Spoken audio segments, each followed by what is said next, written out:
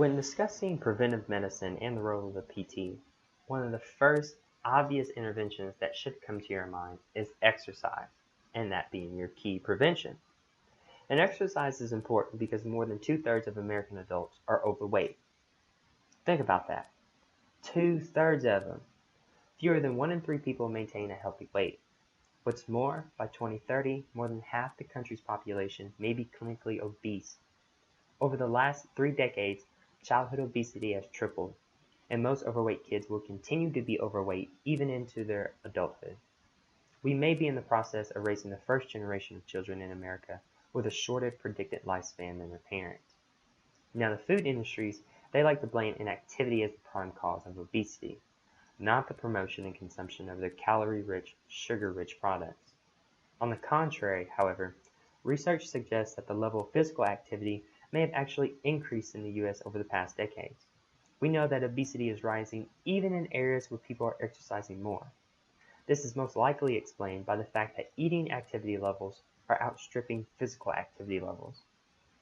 Compared to eating habits in the 1970s, every day, children are now consuming the caloric equivalent of an extra can of pop and some small fries.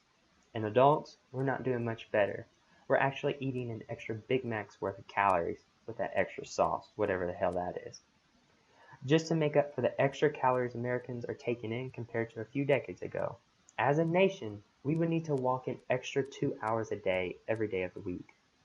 Surveys suggest that most people believe controlling diet and getting enough exercise are equally important for weight control. That's funny because it's a lot easier to eat, however, than to get off your butt and move. To walk off the calories found in a single pat of butter or margarine, you would have to add about an extra half mile to your evening stroll.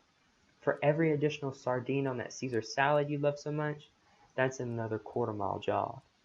If you eat 2 chicken legs, you'll need to get up on your own 2 legs and run 3 miles just to make up for it. And that's stewed chicken with the skin removed.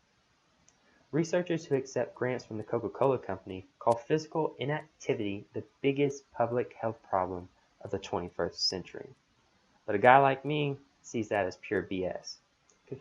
Because physical inactivity ranks down at number 5 in terms of risk factors for death in the US, and number 6 in terms of risk factors for disability. And inactivity barely makes the top 10 globally. So as we can see, diet is by far our greatest killer, then followed by smoking. Now, of course, that doesn't mean you should just sit on the couch all day, because exercise can actually help you enjoy a healthy body weight. And, as we'll hopefully see, exercise can also ward off and possibly reverse mild cognitive decline, boost your immune system, prevent and treat high blood pressure, and improve your mood and quality of sleep, among a host of other benefits. Now, if the US population collectively exercised enough just to shave off 1% of the national BMI, 2 million cases of diabetes, 1.5 million cases of heart disease, and up to 127,000 cases of cancer might be prevented. So, I ask you, what can we do right now? One of the things that we could do right now is actually stand up for our own health. So, as it turns out, our mom and dad were right about some things. They were right about the hazards of watching too much television, although it may not rot the brain so much as the body. Based on a study of about 9,000 adults followed for 7 years, researchers calculated that every additional hour spent watching TV per day may be associated with an 11% increased risk of death.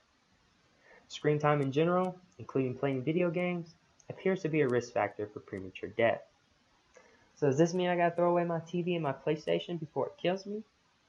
It's not so much the electronics themselves, but the sedentary behavior associated with enjoying them. Of course, not all sedentary behaviors are bad. Consider sleeping. You can't be more sedentary than that. The problem appears to be sedentary sitting, kind of like what we would be doing right now, or the rest of the time that we're in class for 5 or 6 hours at a time. After tracking the health of more than 100,000 Americans for 14 years, an American Cancer Society study found that men who sit for 6 hours or more per day have a 20% higher overall death rate compared to men who sit for 3 hours or less. while women sit for more than 6 hours have a 40% higher death rate. A meta-analysis of 43 such studies found that excess sitting was associated with a shorter lifespan, and this may be regardless of physical activity level. In other words, people who religiously hit the gym after work may still have shortened lifespans if they are otherwise sitting throughout the day. Sitting for 6 or more hours a day appears to increase mortality rates even among people who run or swim for an hour a day, every day, 7 days a week. Now, I'm not all saying we should quit PT school or tell people those who sit at a desk job all day, but there are other options. For instance, we could switch to standing desks, which elevates the heart rate and may burn as many as 50 extra calories per hour.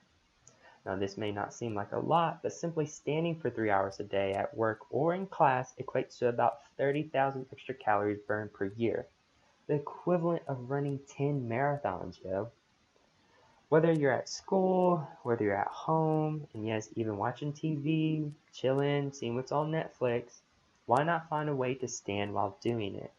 This may be the most simple and effective exercise or prescription to give someone, is just to not sit all day and to actually stand up. In fact, most of this recording was actually done while I was standing up.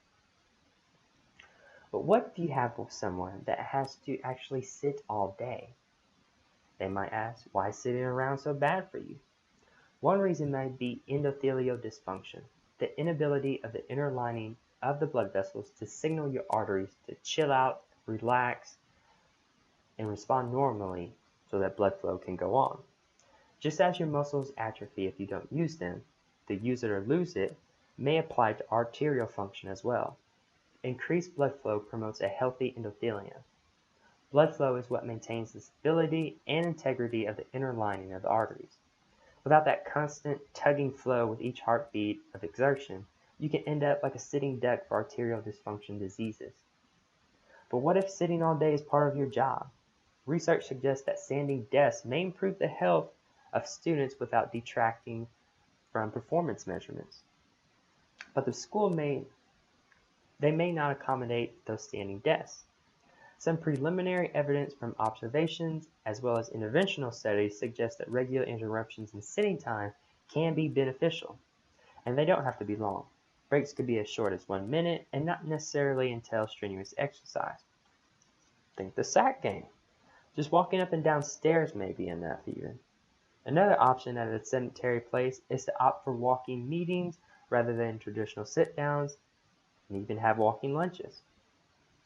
But what if you have a sitting job or task, or you encounter someone that has to sit all day and they can't take frequent breaks, like truck driving? Is there any way to improve their endothelial function while sitting on their butt all day? First off, we probably need to get rid of any butts, cigarette butts including, because smoking a single cigarette can significantly impair endothelial function. But diet-wise, on the other hand, we can suggest drinking green tea every 2 hours, which can help endothelial function, as can eating meals with greens and other nitrate-rich vegetables. Some literature also reports turmeric as it may be helpful. One head-to-head study found that daily ingestion of the turmeric component curcumin can improve endothelial function just as well as up to an hour a day of aerobic exercise. Now, does that mean you can just be a couch potato as long as you eat cured potatoes and take in some spices? No, you still need to move around as much as possible. It's the combination of diet and exercise that appears to work even better than either option alone. Now, how much should we actually exercise? The current official physical activity guidelines that's recommended to adults from the ACSM is to get at least 150 minutes a week of moderate aerobic exercise, which comes out to a little more than 20 minutes a day.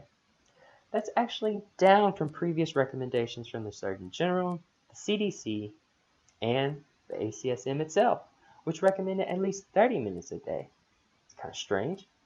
The exercise authorities seem to have fallen into the same trap as the nutrition authorities, recommending what they think may be achievable rather than simply informing you what the science says and letting you make up your own damn mind. They already emphasize that any physical activity is better than none. So why not stop patronizing the public and just tell everyone the dang truth? Now, it's true that walking 150 minutes a week is better than walking 60 minutes a week. We get that. Following the current recommendations for 150 minutes appears to reduce your overall mortality rate by 7% compared to being sedentary. Walking for only 60 minutes a week only drops your mortality rate about 3%. Now, if you walk 300 minutes a week, it drops overall mortality rate by 14%. So walking twice as long, 40 minutes a day compared to the recommended 20, yields twice the benefit. And an hour-long walk each day may reduce mortality by 24%. And I only use walking as an example because it's an exercise nearly everyone can do, but the same goes for other moderate intensity activities such as gardening or if your patient prefers cycling. A meta-analysis of physical activity dose and longevity found that the equivalent of about an hour a day of brisk 4 miles per hour walking was good, but 90 minutes was even better. What about more than 90 minutes? Unfortunately, so few people exercise that much every day that there weren't enough studies to compile a higher category. We know 90 minutes of exercise a day is better than 60 minutes, and 60 minutes is better than 30 minutes. So why is the recommendation only 20 minutes? I understand that only about half Americans even make the recommended 20 minutes a day. So the authorities are just hoping to nudge people in the right direction. It's like the dietary guidelines are advising us to eat less candy. If only they just give it to us straight, which is what I'm attempting to try and do.